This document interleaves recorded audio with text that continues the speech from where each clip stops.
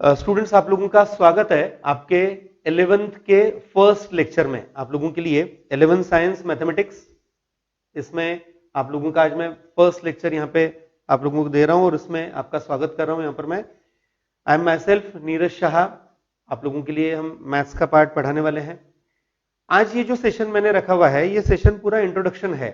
आप लोगों को 11th का जो सिलेबस है, बेसिकली 11th मैथमेटिक्स में आप लोगों ने जो सिलेबस स्टडी करना है, उसका पूरा इंट्रोडक्शन मैं यहाँ पे दे रहा हूँ। स्टूडेंट्स, हम ऑनलाइन अभी पढ़ा रहे हैं, तो ऑनलाइन पढ़ाते समय किस तरह से क्या पार्ट रहेगा, बहुत सारे क्वेश्चंस के साथ आज आप लोगों ने ये सेशन देखना शुरू किया होगा।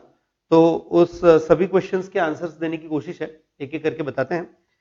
सबसे पहले तो आप लोगों का जो सिलेबस है, जैसे अप टू 10th वहां पे होता है कि जनरली 2 पार्ट होते हैं, अलजेब्रा, ज्योमेट्री, इस तरह का पार्ट होता है। वैसे ही 11th साइंस का जो मैथ्स है, इसके भी 2 पार्ट है। लेकिन अब यहाँ पर बाइफर्केशन अलजेब्रा ज्योमेट्री ऐसा नहीं है। यहाँ पर आपका बाइफर्केशन है पार्ट 1 और पार्ट 2। ठीक है, ये आप लोगों का मेरे क्लास के लिए पहला सेशन है, तो थोड़ा सा आपको वहां पर कुछ बातें इंस्ट्रक्शंस में धीरे धीरे देते जाऊंगा। जैसे मैं जब पढ़ा रहा हूं, तो मेरे बैकग्राउंड में आप लोगों के लिए जो पार्ट मुझे एक्सप्लेन करना है, वो पार्ट भी आपको दिखेगा। बहुत अच्छे से आपको वो समझना है। आज अभी आपको लिखना नहीं है वहां पर। आज का मेरा जो सेशन है, इसमें आपको कुछ भी लिखने का पार्ट मैंने नहीं दिया हुआ, ये जस्ट इंट्रोडक्शन है। आप लोगों का जो टोटल सिलेबस है, ये 2 पार्ट में डिवाइड किया हुआ है। उन 2 पार्ट को हम पार्ट 1 पार्ट 2 नाम देते हैं। आपके सिलेबस में दोनों पार्ट में टोटल 9 चैप्टर्स इंक्लूड किए हुए हैं। पार्ट 1 में और पार्ट 2 में टोटल 9 चैप्टर्स आपको, यानी इन ऑल टोटल आपको 18 चैप्टर्स का स्टडी करना है। टोटल 18 चैप्टर्स आपके स्टडी में है। इनमें इसके बाद फिर एक नॉर्मल सा पार्ट आता है कि सर हमें एग्जामिनेशंस कैसे अपियर करनी होंगी, क्या रहेगा। मैं अभी जो बताने जा रहा हूं स्टूडेंट्स, ये एक जनरल पार्ट है। मतलब आप लोगों के लिए जो बताना है वो ये पार्ट है कि अगर एग्जामिनेशंस पॉइंट ऑफ व्यू बात की जाए, तो आपके टोटल 11th में, भले आप किसी भी कॉलेज में एडमिशन है, जनरली 4 एग्जामिनेशंस होती हैं। यूनिट टेस्ट 1, पहली एग्जामिनेशन जो आएगी वो यूनिट टेस्ट 1 रहेगी। ठीक है, यूनिट टेस्ट 1 ये 25 मार्क का पेपर होता है आपका। नॉर्मल जैसे रिटर्न पेपर जैसे होता है वैसा पेपर रहेगा। थोड़ा ऑब्जेक्टिव का पार्ट और बाकी सॉल्व करने वाला पार्ट ऐसा इसमें इंक्लूड करते हैं। दूसरी एग्जाम रहेगी आपकी टर्मिनल एग्जाम, 50 मार्क की रहेगी। अगर अभी का आज का जो सिचुएशन है ये नहीं होता, अगर ये रेगुलर पैटर्न में चलता, तो आप लोगों के लिए यूनिट टेस्ट और उसके बाद टर्मिनल एग्जामिनेशन ये आपके दिवाली के आसपास, दिवाली के पहले टर्मिनल एग्जामिनेशन आ जाती है। यूनिट टेस्ट से जनरली अगस्त में होती है। लेकिन अभी जो एक कोरोना का पेंडेमिक चल रहा है और थोड़ा सा मुश्किल वाला पार्ट चल रहा है, उसकी वजह से इसमें इस टाइम टेबल में चेंजेस होने ही वाले हैं, यूजुअल है वो। लेकिन मैं जस्ट अभी ओवरऑल बता रहा हूं कि क्या क्या हो सकता है, कैसा पार्ट था। थर्ड है यूनिट टेस्ट 2। यूनिट टेस्ट 2 में ये 25 मार्क का, जैसे यूनिट टेस्ट 1 थी उसी टाइप का पेपर होता है। और फोर्थ आता है फाइनल एग्जामिनेशन, जनरली मार्च में होता है ये। और फाइनल एग्जामिनेशन में आपके लिए रिटन एग्जामिनेशन भी होती है और साथ में आपका प्रैक्टिकल एग्जामिनेशन का पार्ट भी आता है। याद रहे, इसमें 2 पार्ट आते हैं, रिटन एग्जामिनेशन भी होती है और प्रैक्टिकल एग्जाम भी रहेगी। 80 मार्क की रिटन एग्जामिनेशन होती है, सिंगल पेपर होता है, एक ही पेपर होता है 80 मार्क का 3 आवर्स का। और 20 मार्क की प्रैक्टिकल एग्जाम होती है। मैं वापस एक बार बता दूं कि इसमें क्या क्या, जैसे 25 मार्क की जो यूनिट टेस्ट है वो करीब करीब 1.5 आवर के पेपर्स दिए जाते हैं। 50 मार्क का जो पेपर होता है वो 2.5 आवर्स का होता है। और 80 मार्क का जो पेपर है वो 3 आवर्स का होता है। प्रैक्टिकल एग्जाम जो होती है 20 मार्क की, इसमें आपको वहां पर 4 क्वेश्चंस दिए जाते हैं जिनमें से आपको 3 सॉल्व करने होते हैं। 20 मार्क की एग्जाम होती है, 20 मार्क्स की एग्जाम है। और कोई भी स्टूडेंट रहे, उस स्टूडेंट के लिए ये चारों एग्जामिनेशन में उसका जो स्कोर आया है, चारों एग्जामिनेशन में उसने जितने मार्क्स स्कोर किए होंगे उनकी एडिशन की जाती है। उस एडिशन को डिवाइड किया जाता है 2 से, और वो जो नंबर आएगा वो आपके फाइनल मार्कशीट पे प्रिंट होता है, वो फाइनल मार्कशीट पे आपको लिया जाएगा। अगर यूनिट टेस्ट 25 मार्क की है, पहले सपोज मुझे 20 मार्क मिले, मैं एक स्टूडेंट हूं और मैंने अगर इस तरह से एक वर्किंग किया कि यूनिट टेस्ट 1 में मुझे 20 मार्क मिले, ठीक है।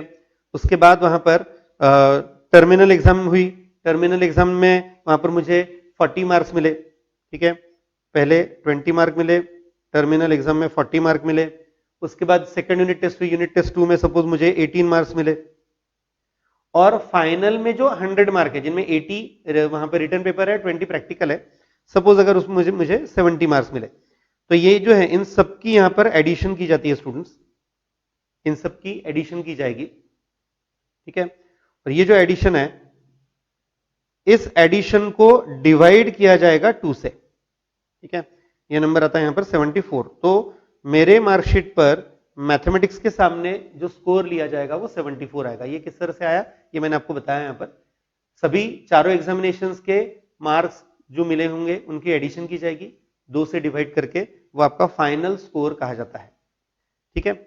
ये तो हुआ आपके लिए एग्जामिनेशन का पार्ट। अब बात करते हैं वहां पर आपका syllabus.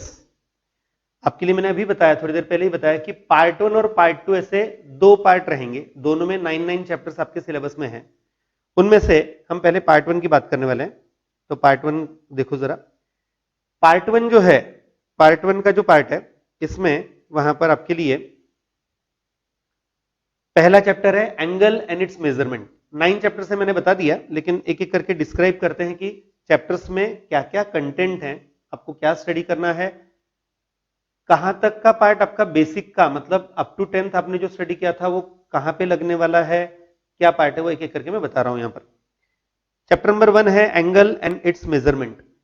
Angle and it's measurement जो है ये बेसिक पार्ट, मतलब आपने चैप्टर नंबर मैं नंबर तो नहीं बता पाऊंगा, लेकिन चैप्टर्स आपने जो 9th में एंगल का पार्ट स्टडी किया है, 9th में जनरली स्टूडेंट्स को बेसिक ज्योमेट्री में से एंगल का पार्ट स्टडी करने के लिए मिलता है, तो वो जो पार्ट है उसकी जो वहां पे डेफिनेशन थी angle, what is an angle, उस डेफिनेशन को वहां पर हम मॉडिफाई करने वाले हैं। आपने जो पहले स्टडी किया हुआ वो कुछ गलत नहीं स्टडी किया हुआ, लेकिन उसमें कुछ लिमिटेशंस थे, जिन लिमिटेशंस को वहां पर दूर करने के लिए, लिमिटेशंस से बाहर निकलने के लिए नई कंसेप्ट, नया डेफिनेशन का पार्ट आपको उसमें दिया हुआ है। इस चैप्टर में जो हम स्टडी करने वाले हैं, पहला तो एंगल की डेफिनेशन, डायरेक्टेड एंगल कहा जाता है एक्चुअली, डायरेक्टेड एंगल क्या होता है।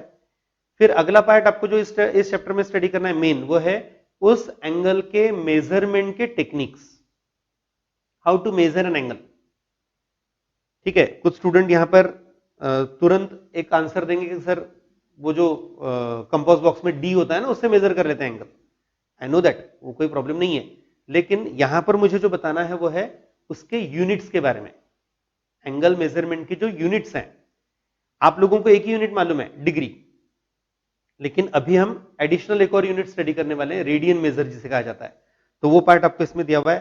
साथ में आपको एंगल वहां पे उसी मतलब इसी चैप्टर में formula for length of arc, formula for area of arc नहीं बोल सकते, एरिया ऑफ सेक्टर बोलूंगा मैं, तो ये वहां पे पार्ट, उस आर्क से बना हुआ जो टुकड़ा है उसका एरिया कैसे निकालेंगे, ये सब पार्ट आपको इसमें स्टडी करना है।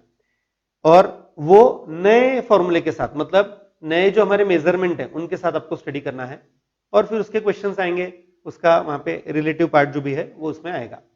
ये है chapter number 1 angle and measurement. ये बिल्कुल शुरुआत है।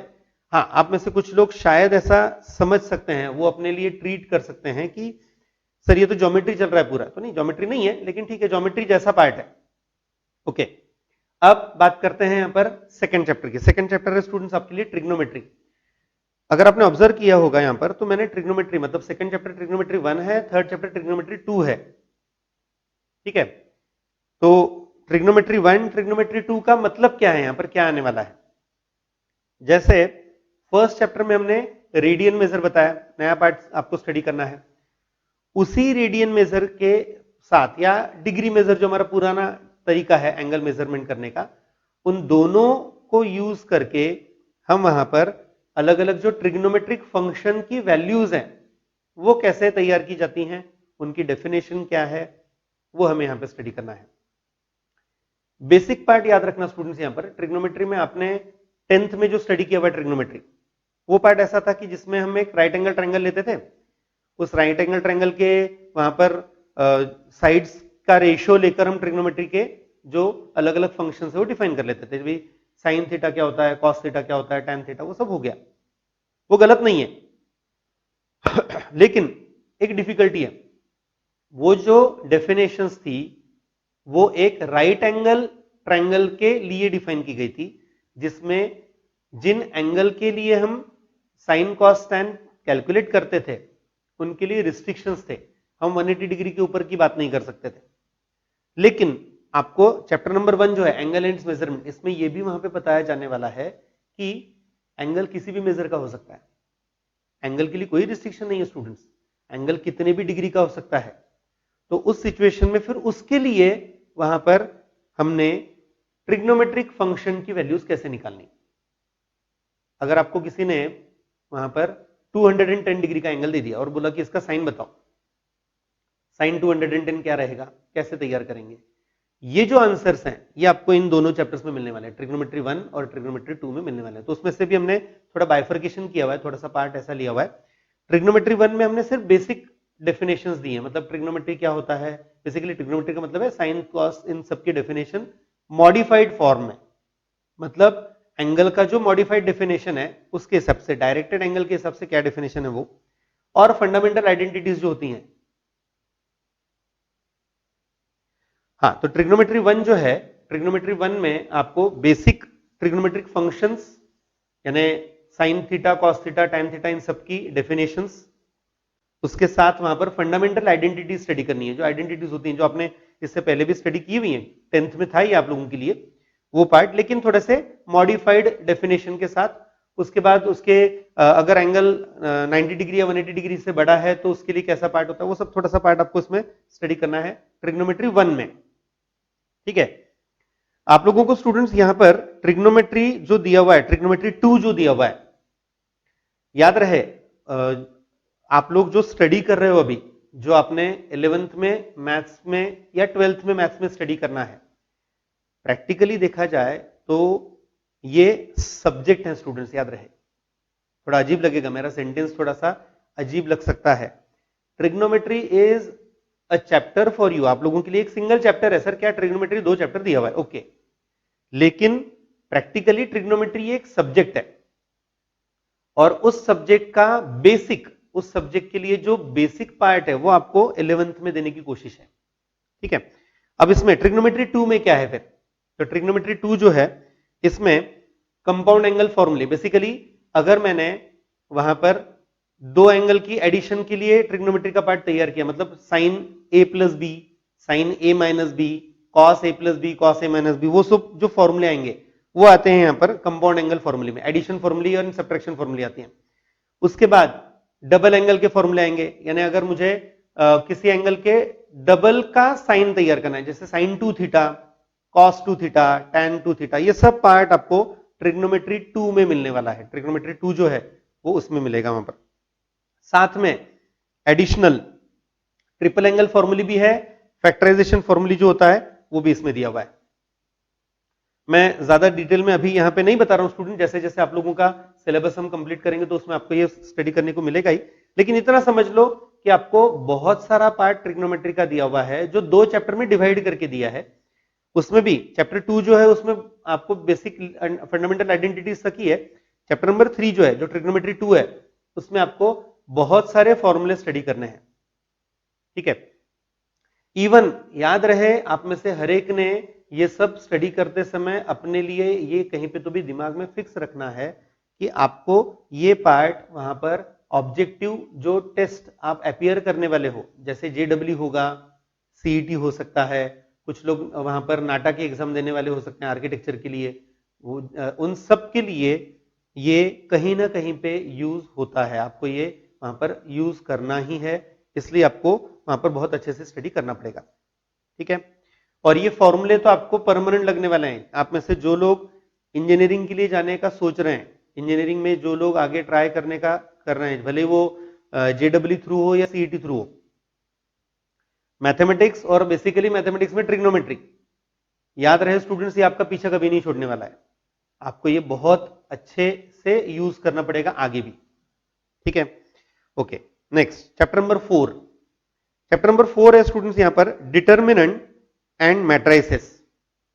चैप्टर का नाम है डिटर्मिनेंट एंड मैट्राइसेस। आप लोगों ने 10th में डिटर्मिनेंट की बेसिक यानी ऑर्डर 2 के डिटर्मिनेंट और क्रैमर्स रूल ये स्टडी किया हुआ है। क्रैमर्स रूल बोला कि बहुत सारे स्टूडेंट्स बहुत खुश हो जाते हैं क्योंकि बहुत सिंपल रूल था।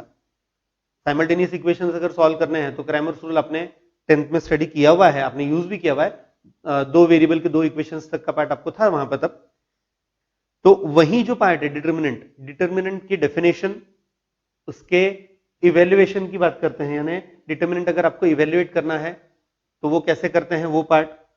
उसके बाद वहां पर डिटर्मिनेंट जो है उसमें उसकी प्रॉपर्टीज, बेसिकली डिटर्मिनेंट की जो प्रॉपर्टीज है, ये एक बहुत इंपॉर्टेंट पार्ट है जो इस चैप्टर में आपको स्टडी करना है। जिन प्रॉपर्टीज के ऊपर बहुत सारा कैलकुलेशन का पार्ट डिपेंड करता है वो सब आपको इस चैप्टर में स्टडी करने को मिलने वाला है। चैप्टर नंबर 4 जो है इसमें आपको ये सब स्टडी करने के लिए मिलने वाला है। इसके एप्लीकेशंस क्या है, तो मैंने ऑलरेडी डिटर्मिनेंट जब नाम बताया तो मैंने आपको क्रैमर्स रूल बताया भी था।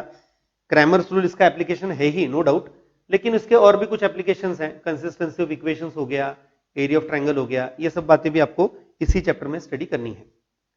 उसके बाद आपको एक बेसिक शुरुआत मिलने वाली है एक नए टॉपिक की, जो डिटर्मिनेंट के आगे का टॉपिक बोला जाता है मैट्रिक्स।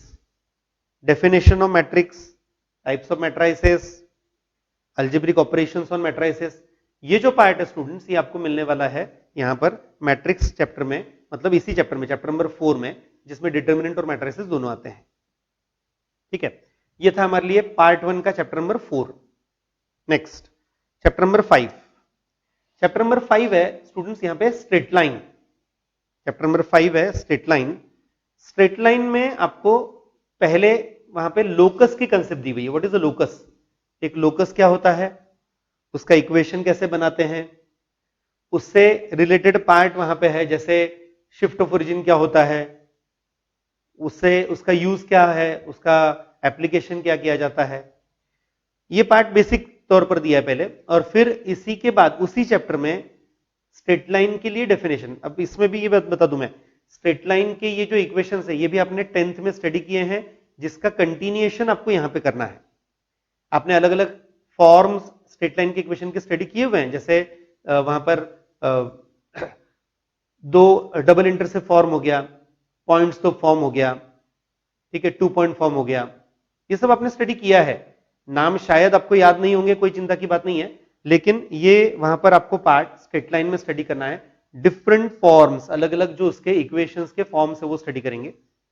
उसके बाद उन दो लाइंस के बीच का एंगल कैसे निकालना, एंगल बिटवीन टू लाइंस, उनके कुछ डिस्टेंस तैयार करने के फॉर्मूले हैं कि how to find distance of a line from a point, how to find distance between two parallel lines, how to find distance of origin from a line. तो ये सब अलग अलग फॉर्मूले भी आपको इसमें स्टडी करने हैं, और ये पार्ट आने वाला है चैप्टर नंबर 5 स्ट्रेट लाइंस में।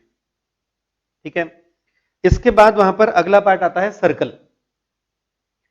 सर्कल ये चैप्टर नंबर 6 है, और ये जो चैप्टर है इसमें जैसा आप लोगों ने इससे पहले, मतलब आपके 9th में या 10th में जो स्टडी किया होगा सर्कल, वो यहां पे नहीं करना है। सर्कल आपने तब जो स्टडी किया था स्टूडेंट्स, वो था basically properties related to angle included in a circle, angle inscribed in a circle, वो सब प्रॉपर्टीज जो थी वो आपने स्टडी की हुई है, वो यहां पे नहीं करनी है।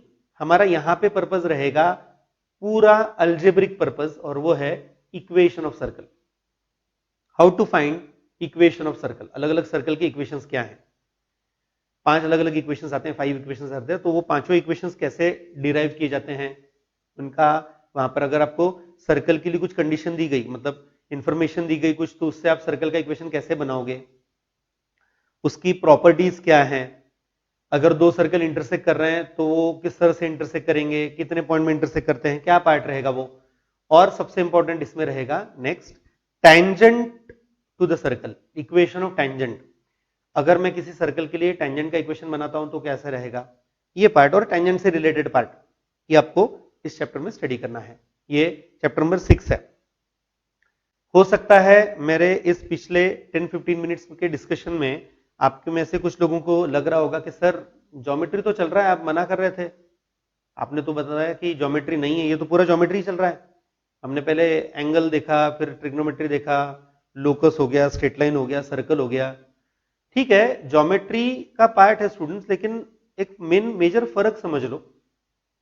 अप टू 10th आपको ज्योमेट्री की प्रॉपर्टीज मतलब प्रूव दैट टाइप के क्वेश्चंस, बेसिकली कुछ कंस्ट्रक्शन करना, ये पार्ट आपको अप टू 10 था, जो अब नहीं है। अब हमारा पर्पज वो नहीं है। We are interested in algebraic part of geometry. Algebraic part मतलब अल्जेब्रिक इक्वेशंस कैसे बनाने, तो उसी का कंटिन्यूएशन है चैप्टर नंबर 7 में स्टूडेंट्स। यहां पर चैप्टर नंबर 7 जो है ना, वो उसी का कंटिन्यूएशन है। अगर कोनिक सेक्शन की बात की जाए, चैप्टर नंबर 7 है, देखो यहां पर कोनिक सेक्शन। कोनिक सेक्शन क्या है, व्हाट इज अ कोनिक? तो कोनिक की डेफिनेशन, उसका मतलब कोनिक सेक्शन या कोनिक की डेफिनेशन, उसके इक्वेशन क्या होते हैं, किसे पैराबोला कहा जाता है, किसे इलिप्स कहा जाता है, किसे हाइपरबोला कहा जाता है, ये नया पार्ट है। इसका कोई बेसिक पार्ट आपका इससे पहले अप टू 10th नहीं हुआ है स्टूडेंट्स। आप लोगों के लिए पूरा नया पार्ट है और डेफिनेटली इंटरेस्टिंग पार्ट है। आपका मेन यहां पे पर्पज है एप्लीकेशन, एप्लीकेशन ऑफ कोनिक, यानी कोनिक का हम यूज क्या करते हैं, किस तरह का पार्ट है, उसमें उसकी प्रॉपर्टीज क्या है। हर एक कोनिक सेक्शन की अपनी प्रॉपर्टीज होती हैं, क्या प्रॉपर्टीज आएंगी उनके लिए, वहां पर टेंजेंट के इक्वेशंस क्या होते हैं, उससे रिलेटेड पार्ट और प्रॉब्लम्स। और ये सब के लिए, ये पैराबोला के लिए भी स्टडी करना है। याद रहे 4 अलग अलग टाइप के पैराबोला होते हैं। इलिप्स के लिए स्टडी करेंगे, 2 अलग अलग इलिप्स होते हैं। हाइपरबोला स्टडी करेंगे, 2 अलग अलग हाइपरबोला आपके स्टडी में दिए हुए हैं। तो ये पूरा पार्ट वहां पर आपको कोनिक सेक्शन जो है ये दिया हुआ है चैप्टर नंबर 7 में। नया पार्ट है, आपने इससे पहले कभी स्टडी नहीं किया हुआ, ऐसा ही पार्ट है। फिर इसके बाद आपको पार्ट 1 में आखिरी के जो 2 टॉपिक दिए हुए हैं, ये 2 टॉपिक जो हैं, ये कहीं पे तो भी आप लोगों को स्टैटिस्टिक्स का पार्ट भी लग सकता है। जैसे चैप्टर नंबर 8 है मेजर्स ऑफ डिस्पर्शंस। अब मेजर्स ऑफ डिस्पर्शन का मतलब क्या है, अगर किसी डेटा में, क्योंकि आपने अप टू 10th 100% आपको याद होगा ये, क्योंकि स्टैटिस्टिक्स जनरली कोई भूलता नहीं है, कैलकुलेशन बहुत इजी होते हैं। मीन मोड मीडियन ये जो पार्ट होता है, ये आपने 10th तक स्टडी किया हुआ है। किसी डेटा का एवरेज, किसी डेटा में वहां पर मीन कैलकुलेट करना, उसका मोड कैलकुलेट करना, ये आपने स्टडी किया है। तो हम उसके आगे का पार्ट देखने जा रहे हैं। उसके आगे का पार्ट है यहां पर ये मेजर्स ऑफ डिस्पर्शन में। मीन मोड मीडियन ये डेटा को समराइज करने के लिए यूज होते हैं।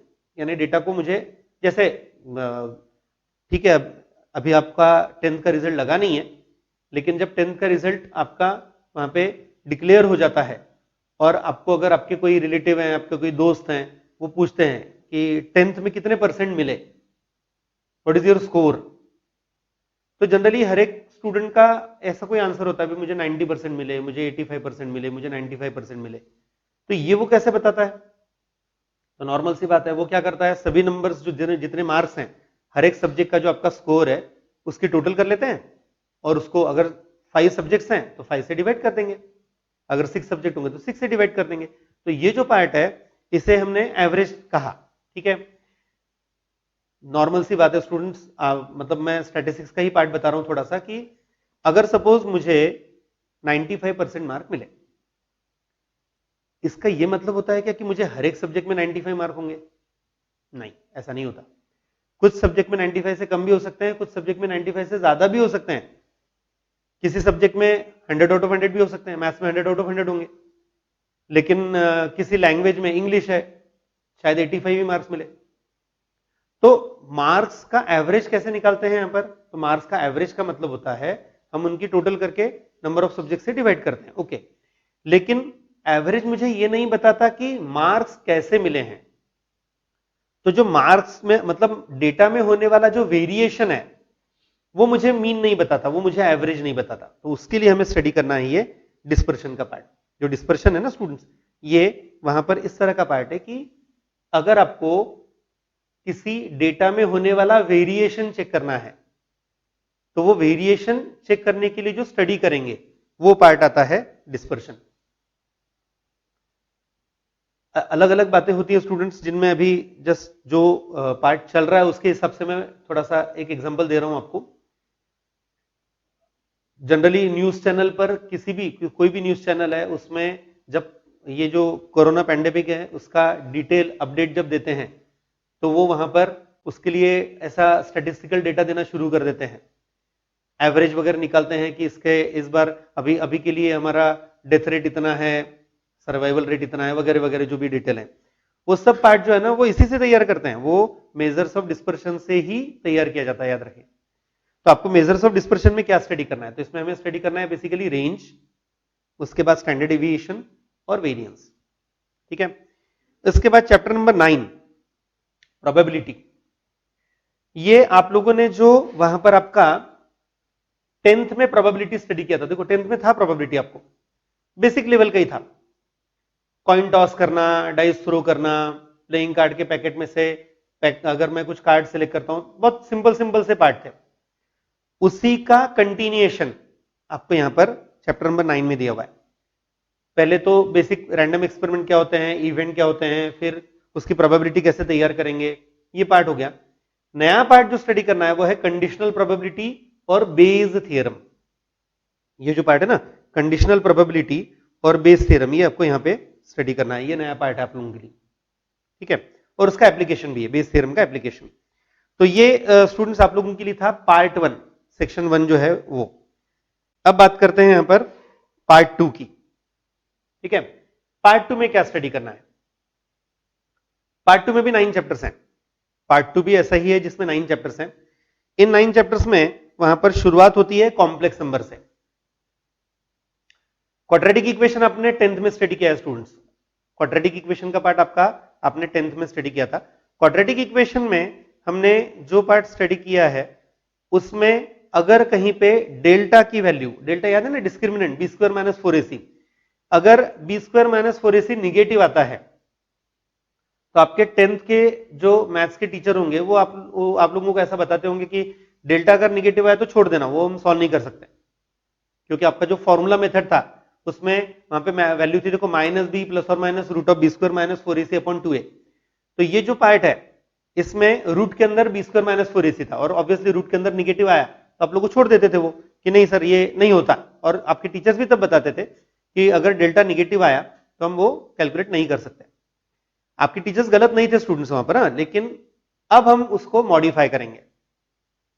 रूट के अंदर भी अगर निगेटिव नंबर आता है, रूट में अगर माइनस नंबर आए तो हम वहां पे तैयार करते हैं कॉम्प्लेक्स नंबर। निगेटिव मतलब रूट के अंदर अगर निगेटिव आए, रूट में -3 आ गया, रूट में -5 आ गया, रूट में -4 आ गया, तो ऐसे नंबर्स को नाम दिया जाता है कॉम्प्लेक्स नंबर। तो ये यहां पे दिया हुआ है आपको डेफिनेशन क्या है कॉम्प्लेक्स नंबर की, वो कॉम्प्लेक्स नंबर के अलग अलग फॉर्मेट्स, एक्सप्रेशन, कॉम्प्लेक्स नंबर कैसे एक्सप्रेस करेंगे वो पार्ट, उससे रिलेटेड फिर पूरा यानी एडिशन, सब्ट्रैक्शन, मल्टीप्लिकेशन, डिवीजन वगैरह जो है ये आपको इस चैप्टर में स्टडी करना है, कॉम्प्लेक्स नंबर में है, ठीक है।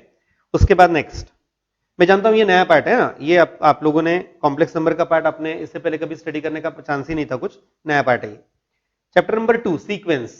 हाँ, अभी यहां पे सीक्वेंस बोला ना कि कुछ लोगों के चेहरे खिल गए होंगे क्योंकि उनको एपी बहुत पसंद आता है, अरिथमेटिक प्रोग्रेशन। आपने स्टडी किया भी है, 10th में था ये आपके लिए। अरिथमेटिक प्रोग्रेशन जैसा था उसका एक छोटा सा रिवीजन इस चैप्टर में दिया है, और उसके बाद फिर मेन हमारा पार्ट है ज्योमेट्रिक प्रोग्रेशन। ज्योमेट्रिक प्रोग्रेशन क्या होता है, हार्मोनिक प्रोग्रेशन क्या होता है, उसके फॉर्मूले क्या रहेंगे, उसके लिए जनरल टर्म कैसे निकलते हैं, उसके सम के फॉर्मूले मतलब एडिशन के फॉर्मूले क्या होते हैं। उसके बाद एक नाम आपको यहां पे दिख रहा होगा स्क्रीन पे अगर आपका ध्यान है तो, मैंने जीपी लिखा है, ज्योमेट्रिक प्रोग्रेशन एचपी, और एजीपी लिखा है, असिस्टेंट जनरल ऑफ पुलिस नहीं है, ऐसे कुछ नहीं है इसका लॉन्ग फॉर्म, इसे it is known as arithmetico geometric progression, यानी जिसमें अरिथमेटिक और ज्योमेट्रिक प्रोग्रेशन को मर्ज किया हुआ है, मतलब प्रोडक्ट। हमने अगर एपी और जीपी का प्रोडक्ट करके एक नई सीक्वेंस बनाई तो उसे एजीपी कहते हैं, वो भी आपको दिया हुआ है इसमें। उसके बाद आपको सीरीज करके पार्ट है, देखो सीरीज ये नया है, सीरीज आपने इससे पहले नहीं स्टडी किया हुआ। सीरीज का मतलब होता है किसी भी सीक्वेंस के टर्म्स की addition, sum of series, sum of terms of a sequence, उसे कहा जाएगा सीरीज। तो उसके फॉर्मूले, अगर मैं पहले n नेचुरल नंबर के एडिशन करता हूं तो क्या फॉर्मूला है, पहले n नेचुरल नंबर के स्क्वायर के एडिशन का क्या फॉर्मूला है, पहले n नेचुरल नंबर के क्यूब के एडिशन का क्या फॉर्मूला है, वो सब पार्ट इसमें मिलेगा आपको सीरीज में।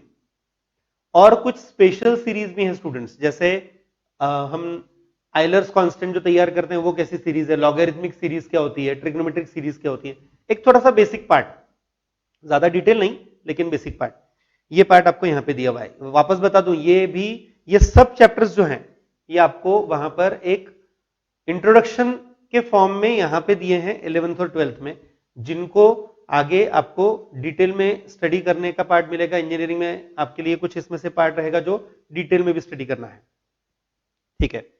उसके बाद chapter number 3, permutations and combinations, total new part है स्टूडेंट्स, आपने इससे पहले ये कहीं पे भी स्टडी नहीं किया है। फैक्टोरियल का मतलब क्या होता है, what is a factorial notation, फिर उसके लिए वहां पर वैल्यूज कैसे फाइंड करते हैं। अरेंजमेंट का मतलब क्या होता है, what is a permutation, basically permutation का मतलब होता है अरेंजमेंट। तो अरेंजमेंट कैसे कैलकुलेट की जाएगी, how many arrangements will be there, ऐसा अगर पूछा गया तो कैसे सॉल्व करेंगे, वो सब फॉर्मूले, अलग अलग 4 टाइप के परम्यूटेशन है यहां पर।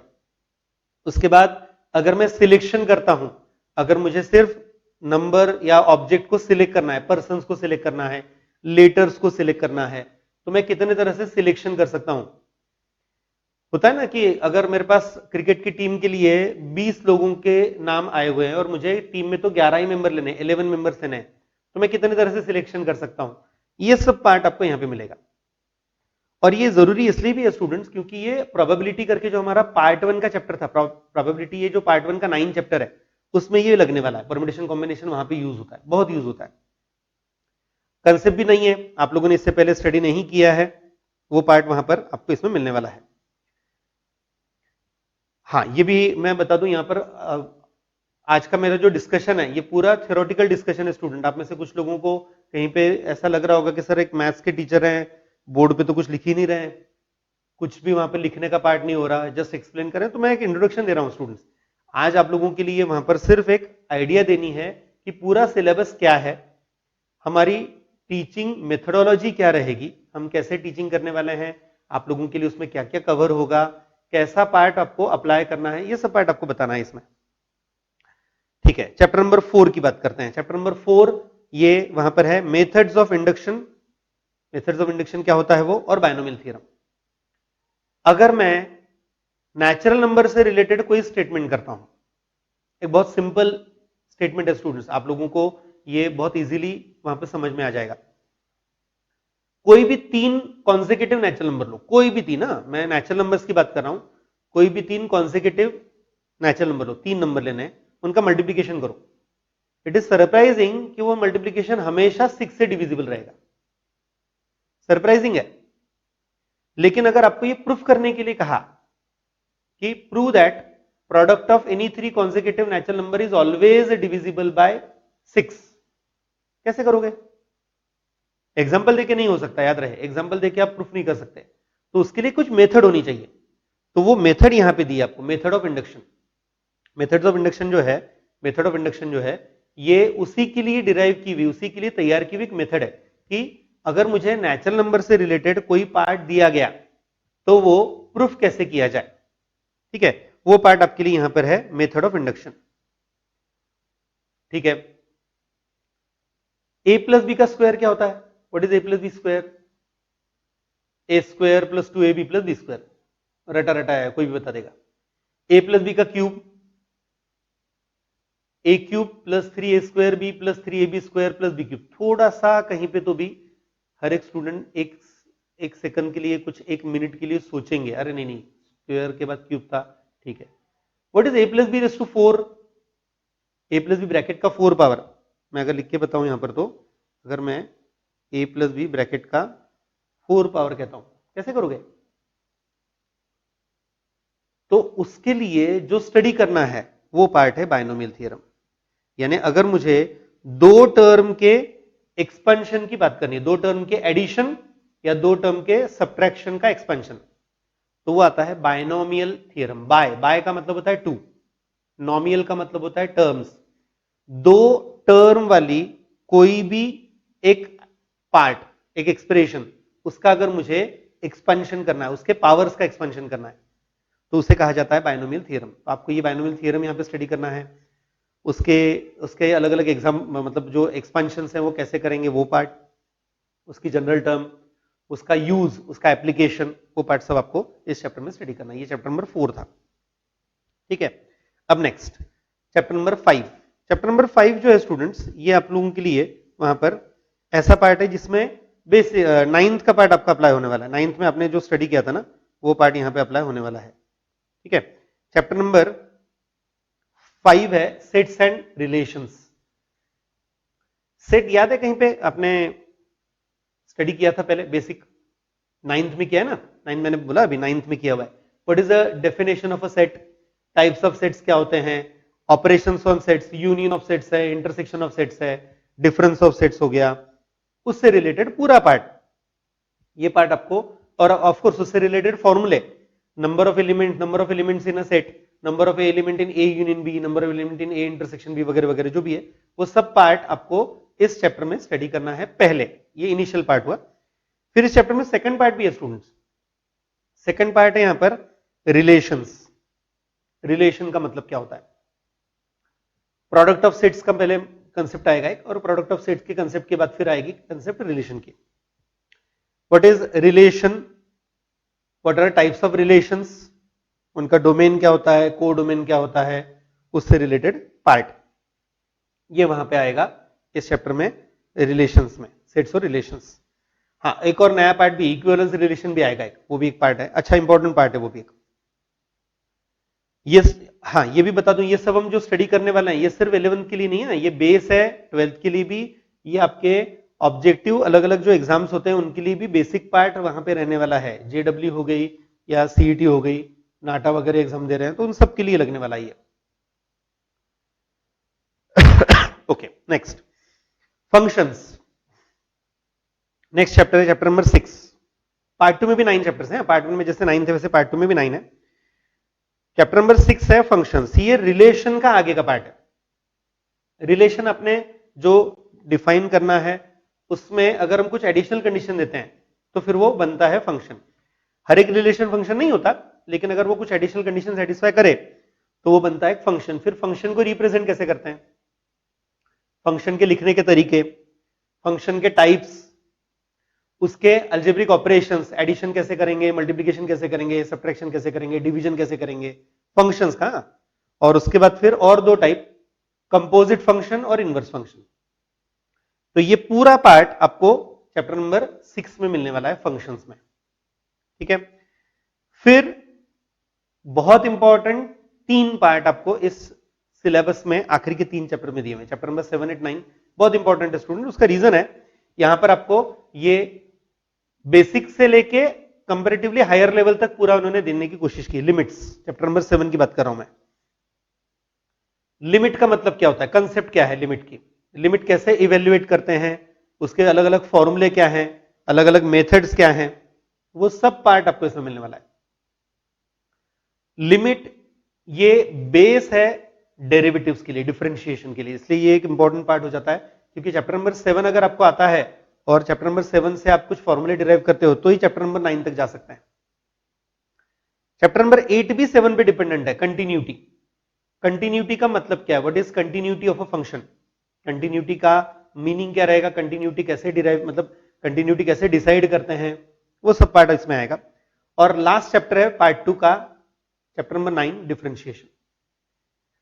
डिफरेंशिएशन में definition of derivative, general derivative क्या होता है, पर्टिकुलर डेरिवेटिव क्या होता है, स्टैंडर्ड फंक्शन मतलब जो अलग अलग स्टैंडर्ड फंक्शन है उनके डेरिवेटिव के फॉर्मूले क्या है, अगर दो फंक्शन के एडिशन का डेरिवेटिव लेना है कैसे लेंगे, दो फंक्शन के सब्ट्रैक्शन का डेरिवेटिव लेना है कैसे लेंगे, ये पूरा पार्ट आपको इस पर्टिकुलर चैप्टर नंबर 9 में स्टडी करना है। रूल्स भी आएंगे उनके लिए, कुछ थियरम्स हैं ये भी आएंगे।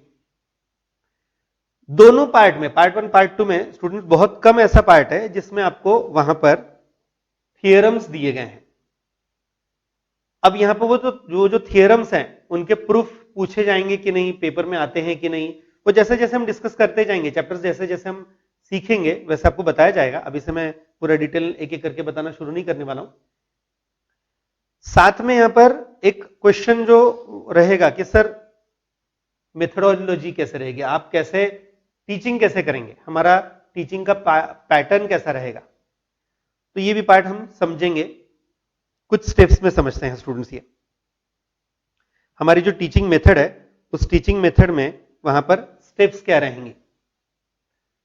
पहली स्टेप आती है टीचिंग की, बेसिक टीचिंग करना, यानी उस चैप्टर की, जैसे एक एग्जांपल दे रहा हूं मैं कि अगर मुझे डेरिवेटिव्स पढ़ाना है तो डेरिवेटिव्स में उसकी डेफिनेशन क्या है, कैसे इवेल्युएट करते हैं, उसके लिए बेसिक थियरम्स अगर कुछ होंगे तो वो क्या है, उससे रिलेटेड फॉर्मूले का पार्ट क्या रहेगा, बेसिक पूरा पार्ट, यानी चैप्टर में आपको क्या कंसेप्ट स्टडी करवानी है वो पूरा पार्ट आपको टीचिंग बेसिक कंसेप्ट में मिल जाएगा, पहली स्टेप जो आएगी वो। फिर जो हमने कंसेप्ट स्टडी की उसका एप्लीकेशन रहेगा प्रॉब्लम सॉल्विंग, तो वो प्रॉब्लम सॉल्विंग हमारा सेकंड स्टेप रहेगा। स्टेप 2 जो है ये है सॉल्विंग प्रॉब्लम्स, यानी जो फॉर्मूले जो मेथड हम स्टडी करेंगे उनसे रिलेटेड वहां पर प्रॉब्लम्स जो है वो कैसे सॉल्व करना, वो पार्ट रहेगा यहां पर सेकंड पार्ट प्रॉब्लम सॉल्विंग। उसके बाद तीसरी स्टेप रहेगी, अगर आपको उससे रिलेटेड कुछ एक्स्ट्रा वहां पर, मतलब बेसिकली जेडब्ल्यू या फिर सीईटी जैसे एग्जाम्स के लिए, ऑब्जेक्टिव एग्जाम्स के लिए अगर मुझे कुछ एडिशनल स्टडी करवाना है तो वो हमारी तीसरी स्टेप आएगी, learning extra theory for various entrance examinations. जो अलग अलग एग्जाम्स हैं उनके लिए थियरी पार्ट और शॉर्टकट्स, मेन तो जहां जहां पे जरूरत है, याद रहे सब जगह शॉर्टकट्स नहीं होते स्टूडेंट्स, सब जगह आपको ऐसा क्विक आंसर्स नहीं मिलने वाले हैं, जहां पे पॉसिबल है वहां पर आपके लिए वो शॉर्टकट्स और कुछ नया पार्ट थियरी का ये यहां पर आपको स्टडी करना है। क्योंकि जेडब्ल्यू के लिए जो बेस होता है वो हमारा स्टेट बोर्ड का सिलेबस नहीं है, वो होता है सीबीएसई का सिलेबस, तो कुछ कंसेप्ट आपको सीबीएसई से भी यहां पे बतानी पड़ती हैं, वो सब पार्ट इसमें आएगा। फिर चौथी स्टेप आएगी उसके एमसीक्यूज, उस टॉपिक पर आपको वहां पर एमसीक्यूज का पार्ट करवाना, यानी आपने जो ऑब्जेक्टिव का पार्ट थियरी के बेसिस पे स्टडी किया वो अप्लाई करके बताना। और उसके बाद फिर लास्ट पार्ट आता है चैप्टर वहां पे step 5, conducting test, test conduct करना। उसका वहां पर आप लोगों को जो पार्ट पढ़ाया गया वो आप लोगों ने कितना अच्छे से समझा है, उसके लिए वो पार्ट आपके लिए वहां पे स्टेप नंबर 5 में आएगा। तो ये टोटल 5 स्टेप में स्टूडेंट्स हम जाने वाले हैं, टोटल 5 स्टेप में आपको ये पार्ट स्टडी करना है। टीचिंग जो हमारी रहेगी, टीचिंग का जो पार्ट है वो इस तरह से रहेगा। मैं जानता हूं ये वहां पर स्टेप नंबर 5 देखने के बाद कुछ स्टूडेंट्स ने सोचा होगा कि सर अभी ऑनलाइन आप टीचिंग कर रहे हो, घर से वहां पे हमने पढ़ना है, तो टेस्ट कैसे देंगे फिर? तो उसके लिए भी कोई ना कोई तरीका आप लोगों को बताया जाएगा। ऑब्जेक्टिव टेस्ट इनिशियल लेवल पे ली जाएंगे, डिस्क्रिप्टिव लेना अभी पॉसिबल नहीं है, क्योंकि डिस्क्रिप्टिव के लिए वहां पर टेस्ट कंडक्ट करना अभी पॉसिबल नहीं हो रहा, लेकिन ठीक है ऑनलाइन हम ऑब्जेक्टिव टेस्ट तो ले ही सकते हैं। तो उसकी एक प्रैक्टिस, क्योंकि याद रहे अब जेडब्ल्यू हो गया, सीईटी हो गया, ये सब अभी ऑनलाइन ही लिए जाते हैं। इनके लिए वहां पर जेडब्ल्यू तो खैर ऑनलाइन ही हो गया है, 2 साल हो गए, सीईटी भी जो है वो भी ऑनलाइन ही होने, मतलब एक साल हो गया ऑनलाइन हो गया, इस साल भी ऑनलाइन ही है, 2020 में भी वो ऑनलाइन ही अभी लेने वाले हैं और आगे भी कंटिन्यू होने वाला है। तो ऑनलाइन के लिए आपको वहां पर प्रैक्टिस हो जाए, ये भी एक पार्ट इसमें है, अपने आप ही प्रैक्टिस हो जाएगी स्टूडेंट्स, क्योंकि ऑब्जेक्टिव पेपर जो है वो ऑनलाइन लिया जाएगा, आपको स्पेसिफिक टाइम लिमिट दिया जाएगा, 1 आवर का टाइम, 30-35 क्वेश्चंस, और आपको वो सॉल्व करने के लिए कहा गया। तो आपको आपका स्पीड, आपको वहां पर वो सॉल्व करने के लिए लगने वाला स्पीड आपको मिल रहा है कि नहीं, आप वो बराबर कंसेप्ट याद कर पा रहे हो कि नहीं, वो आपको यहाँ पे पार्ट चेक करने का पार्ट मिलेगा, यानी समझने का पार्ट मिलेगा। तो इस तरह से ये आप लोगों के लिए आज मैंने इंट्रोडक्शन दिया स्टूडेंट्स, ये आप लोगों के लिए मैंने पूरा पार्ट, मतलब हमारा पूरा सिलेबस क्या है, किस तरह से हम टीचिंग करने वाले हैं, ये पार्ट मैंने स्टडी करवाने के लिए जो है वो बताया। अब हम आज का सेशन यहाँ पे मैं क्लोज कर रहा हूं, हम हमारे नेक्स्ट सेशन में चैप्टर नंबर 1 शुरू करेंगे, पार्ट 1 का। चैप्टर नंबर 1 है angle and it's measurement, part 1 का, वो मैं नेक्स्ट सेशन में स्टार्ट करने जा रहा हूं स्टूडेंट। आप लोगों को वहां पर, हाँ ये भी बता दूं, अभी से इंस्ट्रक्शन रहेगी कि जब आप मेरा नेक्स्ट सेशन पढ़ने के लिए देखना शुरू करोगे तो आपके पास रजिस्टर, उसके बाद अगर आपने टेक्स्ट बुक परचेस कर ली होंगे तो टेक्स्ट बुक रखेंगे तो बहुत ही बढ़िया है, साथ में लिखने का, ड्रॉ करने का पार्ट थोड़ा सा, अगर पेंसिल वगैरह सब आपके सामने होना चाहिए। जैसे जैसे आपको वो पार्ट पढ़ाया जाएगा वैसे वैसे आपको वो अपने रजिस्टर में लिखना है, सो दैट आपकी प्रैक्टिस होती जाएगी, आपको फॉर्मूले समझ में आएंगे।